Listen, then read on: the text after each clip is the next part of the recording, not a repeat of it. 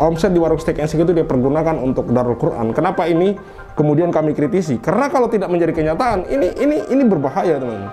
Orang-orang itu kan bagian dari marketing. Orang-orang yang kemudian makan di warung steak and shake itu bisa meningkat karena pernyataan Yusuf Mansur tadi. Oh iya, kita ayo rame-rame makan di warung steak and shake karena Yusuf Mansur ada pernyataan seperti ini bahwa omset di warung steak and shake itu dia gunakan untuk pesantren. Tentu kemudian ini akan meningkatkan jumlah gitu. Sementara kenyataannya berbanding terbalik gitu, kenyataannya dia tidak gunakan itu omset di warung steak and shake untuk kemudian operasional Darul Quran gitu. Omset di warung steak and shake ini dia gunakan untuk Darul Quran, ini hanya omong kosong. Jadi sekali lagi saya katakan bahwa boykot warung steak and shake ini adalah langkah yang nyata untuk kemudian mengkritik segala omongan Yusuf Mansur yang tidak sesuai dengan fakta yang terjadi.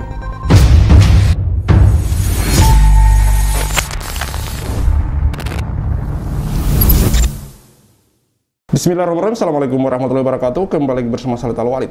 Satu lagi kebohongan Yusuf Mansur terungkap. Satu lagi kenyataan yang terjadi itu tidak sesuai dengan apa yang dinyatakan oleh Yusuf Mansur, teman-teman. Atau yang bernama asli Jam'an Nur Khatib Mansur. Jadi kalau teman-teman dengar Yusuf Mansur atau Jam'an Nur Khatib Mansur atau si Ucup itu orang yang sama ya, teman-teman. Baik, sebuah video diupload oleh Pak Darso Arif di channel YouTube-nya Thaibah TV. Silahkan disimak teman-teman, di-share konten beliau. Berjudul Darul Mansur Bojonggede, tak ada ulur tangan Yusuf Mansur dan warung steak. Betul, seperti apa yang sering dikatakan oleh Yusuf Mansur di waktu lalu, di mana dia mengatakan bahwa ya, dia bergabung di warung steak and shake dan kemudian penghasilannya di warung steak and shake itu dia nolkan untuk membiayai operasional pesantren-pesantren yang dia pimpin. Ini hanyalah omong kosong belaka. Mungkin ada sedikit yang dia biayai, tapi semua yang ditemui oleh Pak Darso, Darul Quran yang ditemui oleh Pak Darso, yang didatangin oleh Pak Darso, itu semua mengatakan bahwa tidak ada hubungan dengan Yusuf Mansur. Bahkan sebagian besar dari mereka mengatakan tidak ada sentuhan tangan dari Yusuf Mansur. Jadi apa yang dikatakan oleh Yusuf Mansur mengenai warung steak and shake-nya dengan Darul Quran ini adalah sebuah kebohongan. Apa yang dikatakan oleh Yusuf Mansur bahwa dia menolkan omsetnya di warung steak and shake demi membiayai operasional pesantren-pesantren ini hanyalah omong kosong belaka. Karena satu lagi, Darul Mansur yang berada di Bojonggede ini, di mana Yusuf Mansur mengatakan dia membiayai pesantren tersebut, kenyataannya tidak sama sekali, teman-teman. Mari kita simak video dari Pak Darso Arif Bakwama dari channel YouTube Thaibah TV, teman-teman.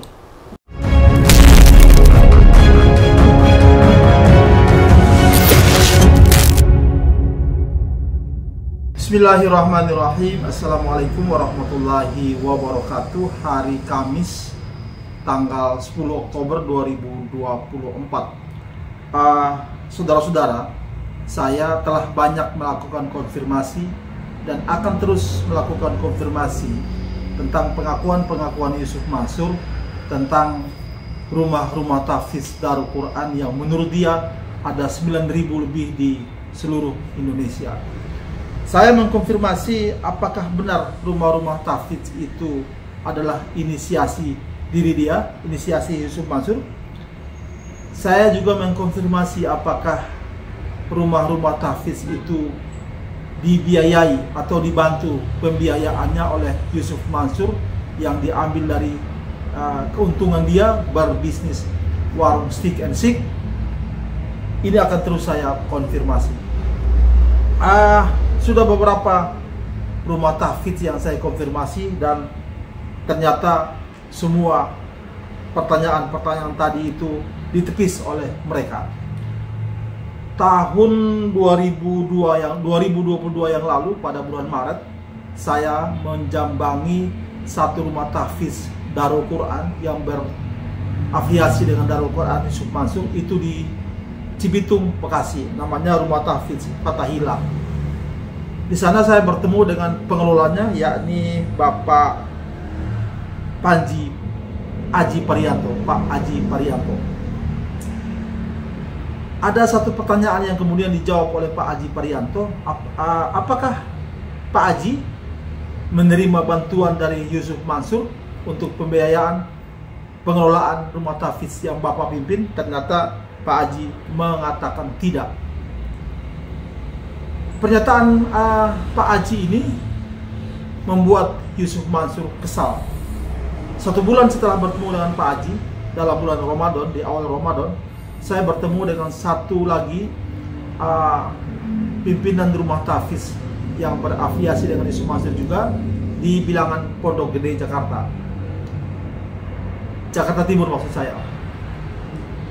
Dari pimpinan rumah tahfidz ini saya mendapat informasi bahwa sejak wawancara saya dengan Pak Haji itu, pihak Yusuf Mansur memerintahkan kepada semua rumah tahfidz yang bisa dia hubungi agar jangan pernah mau menerima saya untuk melakukan wawancara.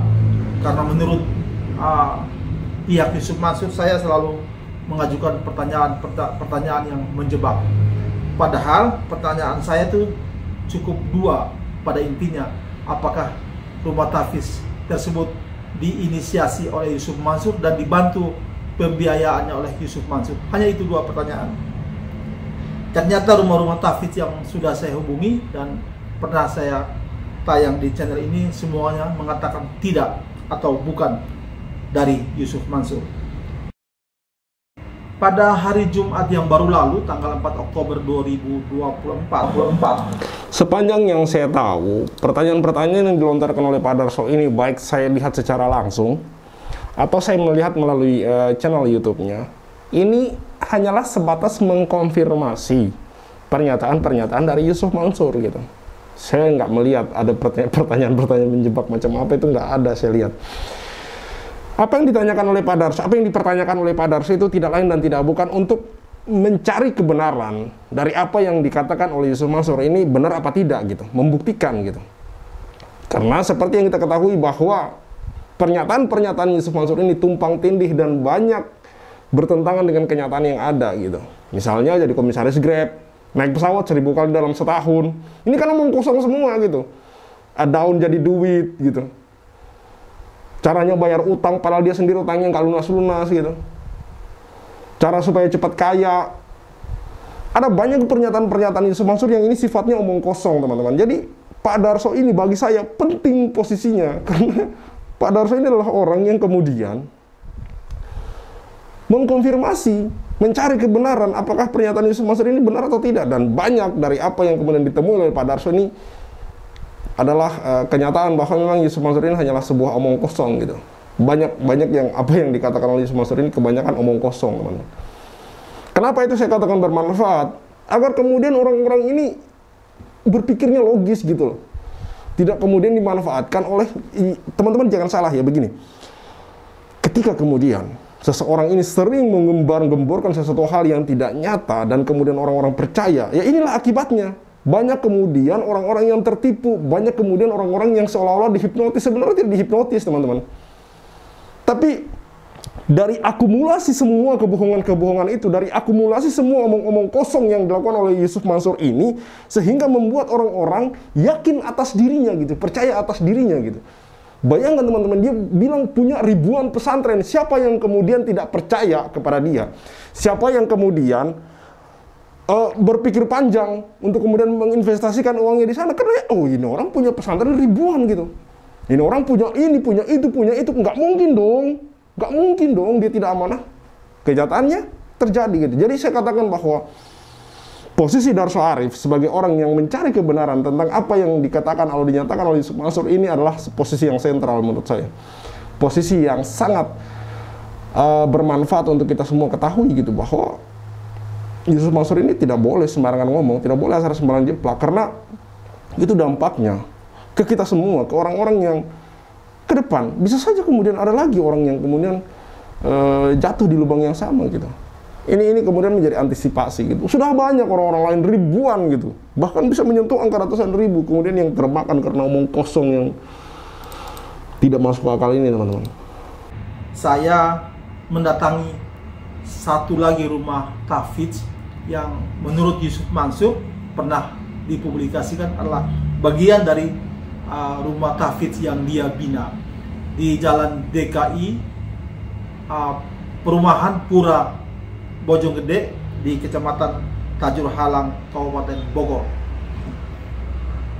Saya dapati bahwa rumah tahfidz ini bernama Darul Mansur. Di situ juga saya mendapati sebuah prasasti di mana Yusuf Mansur meresmikan rumah tahfidz ini pada tahun 2014 yang lalu. Saudara-saudara, kita tahu bahwa pada stasiun televisi TV One tahun 2017 yang lalu, Yusuf Mansur mengakui bahwa dia mulai masuk ke bisnis rumah makan warung Steak and Shake itu tahun 2010. Kemudian dalam tahun 2014, Yusuf Mansur meresmikan rumah tahfidz di Bojonggede ini. Dalam berbagai kesempatan, Yusuf Mansur mengakui bahwa dia masuk dalam bisnis warung Steak and Shake ini untuk membiayai rumah tahfidz yang ada di seluruh Indonesia, ya termasuk rumah tahfidz yang dia resmikan ini. Sudah banyak publikasi yang Yusuf Mansur lakukan bahwa dia meminta sedekah maupun mencari keuntungan dari bisnis warung Steak and Shake untuk membiayai rumah tahfidz ini, termasuk yang berada di Bojonggede ini. Apa yang terjadi, saudara-saudara, setelah saya datang ke sana, ternyata rumah tahfidz di Bojonggede ini yang bernama Darul Mansur, yang juga diresmikan oleh Yusuf Mansur, itu sebenarnya diinisiasi dan didirikan oleh Yayasan Keke Berdaya. Yayasan ini dan pemiliknya adalah pengusaha fashion yang kantor dan tempat produksinya tak jauh dari tempat berdirinya rumah tahfidz ini. Dan tempat rumah tahfidz ini berjalan itu milik dari Yayasan Keke Berdaya. Nanti seperti apa keberadaan rumah tahfidz ini, nanti ikuti saja perbincangan saya dengan Ibu Ayu namanya. Ibu Ayu adalah istri dari orang yang oleh Yayasan Keke Berdaya diserahkan untuk mengelola rumah tahfidz yang ada. Jadi Ibu Ayu dan suaminya adalah pembina sekaligus mengurus anak-anak yang datang belajar membaca Al-Quran di situ.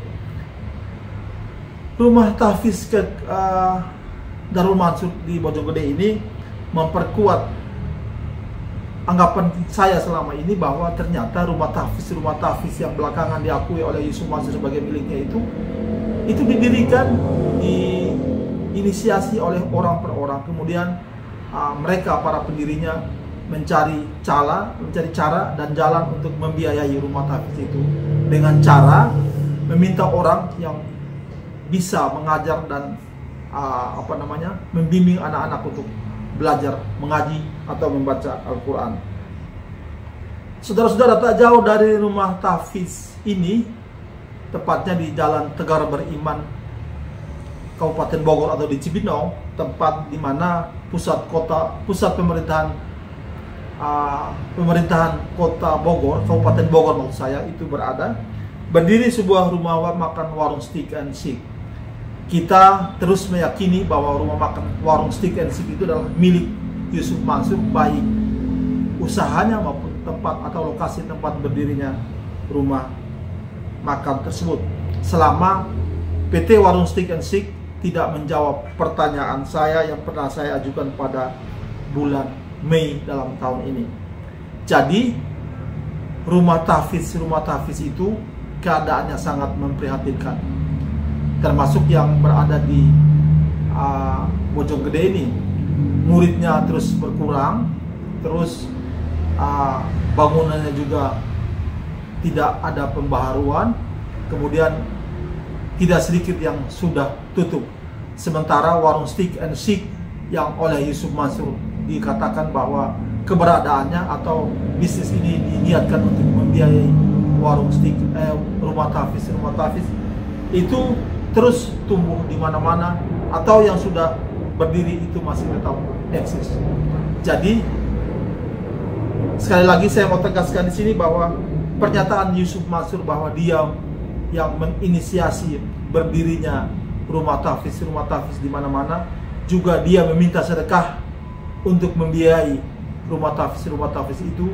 Juga menurut dia warung makan atau rumah makan warung stick and stick itu diniatkan untuk membiayai rumah tahfiz itu. Saya telah mengkonfirmasi bahwa semua itu adalah bohong belaka.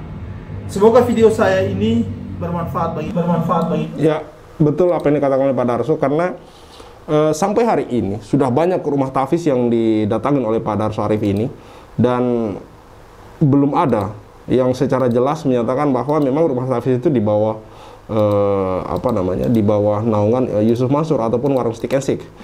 Kenapa Pak Darso Arif dan kami selalu membawa warung stick and stick ketika berbicara tentang rumah tahfiz? Karena ya memang pernyataan Yusuf Mansur sendiri, yang mana dengan jelas dia katakan bahwa omset dari warung stick and stick ini digunakan untuk operasional warung stick and stick. Kenyataannya tidak, teman-teman. Dan ada tambahan bahwa selama ini Yusuf Mansur itu menarik sedekah, teman-teman. Dan ini jadi pertanyaan saya sejak beberapa tahun yang lalu. Sejak saya mulai menyoroti Yusuf Mansur ini, teman-teman. Kemana uang sedekah yang selama ini ditarik oleh Yusuf Mansur? Kok saya tidak melihat program yang signifikan atau pembangunan yang signifikan yang dilakukan oleh Yusuf Mansur, yang mana itu dari dikatakan bahwa itu dari dana sedekah para jamaah gitu, nggak ada. Padahal di waktu lalu Yusuf Mansur itu sangat getol dan sangat gencar sekali melakukan aksi penarikan sedekah, teman-teman. Mau itu mobil, motor, emas, uang, itu kemana semua. Saya bisa tampilkan semua video-video Yusuf Mansur yang ada di channel YouTube, yang ada di YouTube, yang mana dia melakukan penarikan sedekah, teman-teman. Ini yang jadi pertanyaan, kemana uang-uang sedekah tersebut? Selain kita berbicara tentang omset warung stick and stick yang katanya dia nolkan untuk operasional pesantren yang dia jalankan itu, selain itu kan dia juga narik sedekah. Yang mana hari ini menjadi satu kecurigaan saya, kenapa ketika Yusuf Mansur dikritik, hari ini Yusuf Mansur sudah mulai berkurang, bahkan hampir tidak terdengar berteriak-teriak tentang sedekah, teman-teman. Enggak ada. Kenapa? Apakah memang sudah mulai ketakutan, ketar-ketir, atau bagaimana gitu? Apakah memang uang-uang sedekah yang terkumpul atau yang dia kumpulkan selama ini dipergunakan tidak sebagaimana mestinya, sehingga ketika dikritik dia berhenti melakukan itu, teman-teman? Alamanya Yusuf Mansur yang paling tahu tentang hal itu. Mari kita lanjutkan video penelusuran dari Pak Darso mengenai Darul Quran di Bojonggede ini, teman-teman. Pura Bojonggede inilah lokasi Darul Mansur yang diresmikan oleh Yusuf Mansur tahun 2014 yang lalu. Dulu saya pernah kesini juga, masih ada identitas Darul Quran Yusuf Mansur. Tapi hari ini sudah sama sekali nggak ada, dan tempatnya seperti itu. Hari Jumat tanggal 4 ya? 4 Oktober 2024 saya di rumah tahfiz Darul Mansur di Bojonggede, Bogor. Ini Ibu Ayu dan suaminya diminta oleh Ibu Ika, pemilik yayasan Keke Berdaya, yang pengusaha fashion ya Bu, pengusaha fashion di depan sana di Bojonggede. Kebetulan beliau juga punya bangunan ini ya Bu. Ya. Jadi Bu Ayu dan suami diminta untuk mengajar anak-anak mengaji di sini. Yusuf Mansur sama sekali tidak ada tangannya sampai di sini ya Bu. Ibu terima kasih banyak sudah sambut kami. Gitu. Nah Bu, yang kata dia mempunyai Ustaz Yusuf Mansur di sini. Ini plakatnya memang dia yang resmikan Pak, untuk yayasan Keke. Di sana? Keke Berdaya. Iya. Ini santri-santrinya. Nah, tapi sekarang masih? Cuman nggak mukim Pak. Oh. Jadi hanya pulang pergi aja buat santri sekitar, sama santri di Sampai sekitar sini. Saya izin nyalain kipas dulu kali ya Pak Bu. Gak apa-apa sih. Biar nggak. Mohon maaf Pak, ini dicentrekin ini Pak. Ini ya? Iya. Biar apa namanya nggak gerak. Oh ini. Nah atas. Oh kira ini nih. Bu, tapi masih gabung dengan Yusuf Mansur? Enggak, kalau dari sistem kita terpisah dari KPA. Terpisah. Terpisah. Terus yang gabung apanya Bu? Kemarin hanya meresmikan aja sih. Hanya resmikan aja. Ya makanya namanya Rumah Hafiz Darul Mansur. Waktu mau dibuka itu kata beliau, ya udah pakai nama saya gitu. Dia nggak ada dokumen Kebetulan apa? memang nggak ada, udah terpisah. Nggak bisa. Sempat gabung gitu. Sempat deket sih memang. Waktu itu kan CEO kekenya itu Kang Randy. Sama CEO-nya Kang Randy Saputra. Randy Saputra itu siapa? Ustad, ada sih IG-nya juga Ustad Randy ini. Ustad Randy. URS. Oh, URS. Iya, Randy Saputra. Oh, Randy Saputra. Oh, yang punya? Yang CEO-nya. CEO-nya. Yang punyanya Bunda Tika. Oh, yayasan itu. Iya, ini Yang plakatnya di sini. yayasan ini yang punya Bunda Bunda Tika. Tika yang meresmikannya Ayah Farid sebagai komisaris ya. Hah? Suami beliau. Suaminya Bunda Tika. Iya. Dan Yusuf Mansur. Yusuf Mansur itu hanya kayak meresmikan aja. Oh, masukkan aja. Tapi nggak gabung Nggak namanya. gabung. Tapi namanya Darul Mansur. Iya, Darul Mansur. Yang namanya siapa, Bu? Kalau menurut sejarah sih saya dengarnya dari Kang Randy-nya sih pakai nama saya aja gitu, Darul Mansur. Oh. Yusuf Mansur. Yusuf Mansur dia minta pakai nama dia aja. Tapi guru-guru dia nggak ngirim nggak? Enggak. Apalagi ngirim duit gitu. Nah, ibunya yang sekarang yang diminta untuk ngajar. Iya, kebetulan pas kita gabung 2015, Mas Fian lagi ikut ayahnya dulu. Gabung 2015. 2015. Nah, ini diresmikannya 2014 bulan Ramadan. Oh. Jadi udah 10 tahun lebih ya, 10 tahun lebih. Bu, maaf Bu, kalau ketua yayasannya Bu Ica itu. Bu Ika. Bu Ica yang punya Iya, yayasan. beliau yang punya ke busana itu apa? Oh, ke sana itu. Yang di depan itu ada pabriknya, Oh, iya. sebelah Indomaret ya. Kalau bangunan ini punya? Beliau juga. Beliau juga. Oh, jadi beliau punya yayasan, Iya. terus bikin bangunan ini, Iya. terus ibu sama suami diminta untuk ngajar anak-anak Iya. di sekitar sini. Nah, Yusuf Mansur hanya pakai namanya saja, Meresmikan. meresmikan. Ada Jadi, tanda tangan beliau juga. iya, jadi seleri ibu itu oleh Dari ibu Bunda Tika. Bunda Tika, bukan dari Yusuf Mansur, bukan. Bukan. Oh. Sebetulnya kan ini awalnya pabrik pabrik fashionnya Fashionnya Bunda Bu Tika. Tika. Terus sekarang pindah ke depan, lalu di sini kosong, akhirnya dijadikan tempat Oh. rumah. Jadi Sayap sekarang sosialnya ibu dia. sama suami yang tinggal di sini Iya, di bawah naungan Ibu Ika iya. atau yayasan Keke Berdaya. Oh. Walaupun yang resmikan itu Yusuf Mansur ya. Iya. Bu, berapa anak-anak yang diasuh Ibu? Kalau total semua sih 50-an mah ada ya Pak. Ya, anak sekitar sini aja. Iya, siang sore. Siang jam 2, sore jam 4 untuk khusus hari Jumat. Ya. Di setengah 3 sore kumpul semua. Sekarang nih. Karena mau ada Jumat berkah kita makan bersama. Oh. Makanya tadi saya Ini lagi belum nih? masak. Oh, makanya di sini. Iya, makanya di sini bareng-bareng. Oh. Sebelumnya kita baca doa bersama dulu. kayak Berarti gitu. kami kecepatan dong. Nanti kali setengah 3 ya baru mulai. Sekarang Sekarang bentar lagi sih ya. bentar lagi 15 menit lagi nih. Iya, iya. Yo. Terus suaminya lagi kerja. Lagi kebetulan diperlukan di tempat lain Oh. untuk Saya kiranya ini dibiayain oleh Yusuf Mansur, oleh Anu gitu. Enggak sama Bunda Tika dibiayain Semua semua. sebenarnya. Mungkin Bunda Tika sama Yusuf Mansur temenan kali ya. Kayaknya kurang tahu juga saya ya. Iya. Pokoknya waktu itu meresmikan beliau, mungkin Iya. WRS waktu itu kenal sama Yusuf Mansur gitu. Oh gitu. Iya. Semua kegiatan juga di kayak makan bersama gitu di backup Semua Bunda Tika. Jadi memang nggak ada campur tangan Yusuf Mansur, walaupun pakai nama dia ya Bu. Iya, anak-anak juga dibebaskan infaknya Pak. Iya. Jadi full gratis. Tapi full gratis oleh Bunda Tika. Iya, Bunda Tika tuh usahanya fashion dia Bu. fashion. Iya. Ya, tidak ada campur tangan dari Yusuf Mansur, tapi dengan PD-nya dia menyarankan agar diberi nama Darul Mansur gitu, yang ada unsur Mansur nama dia gitu loh. Tapi setelah itu dia lepas tangan, jadi kayak buat pencitraan saja, seolah-olah dia punya banyak pesantren gitu loh teman-teman. Sekali lagi saya katakan bahwa ini tidak bisa diremehkan gitu, karena akumulasi dari semua inilah yang kemudian membuat banyak korban bermunculan. Kita bertanya-tanya, oh, apakah dihipnotis? Enggak teman-teman, saya tidak yakin dengan itu gitu. Saya lebih yakin karena saya lebih yakin orang-orang ini percaya karena seperti inilah profil yang dibangun, citra yang dibangun gitu, sehingga orang-orang trust atau kepercayaan orang-orang itu sangat tinggi gitu. Bagaimana bisa kita berpikir ada seorang penipu, ada seorang pembohong, punya pesantren ribuan, punya usaha yang banyak, punya kendaraan mewah, rumah mewah. Bagaimana bisa kita tidak yakin ketika dia kemudian mengkampanyekan sebuah perusahaan gitu? Inilah kemudian jawaban dari pertanyaan-pertanyaan netizen. Kenapa investasi? Kenapa tidak dilihat dulu? Kalau kena di Anda, saya yakin kemungkinan besar juga akan terjebak gitu. Akan terjebak. Karena citra-citra ini yang sangat berbahaya gitu. Bukan pesantren dia tidak pernah membiayai, tidak pernah mengirimkan uang, hanya sekedar nebeng doang.